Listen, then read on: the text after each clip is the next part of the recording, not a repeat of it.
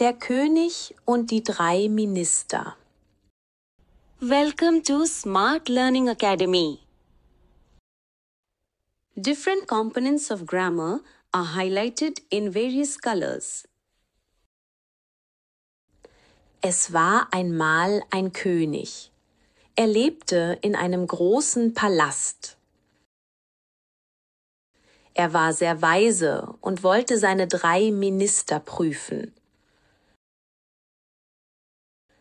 Er rief sie zu sich und gab jedem einen großen Beutel. Dann sagte er: Geht in meinen Garten und füllt diesen Beutel mit den besten Früchten, die ihr findet. Die 3 Minister gingen in den Garten. Der erste Minister war sehr fleißig und ehrlich. Er suchte die schönsten und frischesten Früchte und legte sie vorsichtig in seinen Beutel. Der zweite Minister war ein bisschen faul. Er sammelte einige gute Früchte, aber auch ein paar schlechte. Der dritte Minister dachte sich: Der König wird sowieso nicht in den Beutel schauen. Er füllte seinen Beutel schnell mit Blättern und faulen Früchten.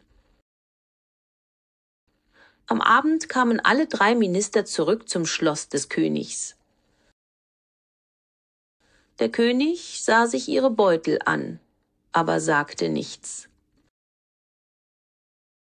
Er befahl, dass alle 3 Minister mit ihren Beuteln in das Gefängnis gebracht werden. Dort essen sie nur das, was in ihren Beuteln ist. Der erste Minister war glücklich, weil er viele frische Früchte hatte. Er aß jeden Tag und blieb gesund. Der zweite Minister fand nur wenige gute Früchte. Er hatte Hunger und fühlte sich schwach. Der dritte Minister hatte nur Blätter und faule Früchte. Er konnte nichts essen und starb vor Hunger. Der König sagte dann zu seinen Leuten: Jeder Mensch trägt seinen eigenen Beutel im Leben. Was du heute hineintust, das wirst du morgen brauchen. Die 2 überlebenden Minister verstanden die Lehre tief in ihren Herzen. Sie schworen, nie wieder faul oder unehrlich zu sein. Dankeschön.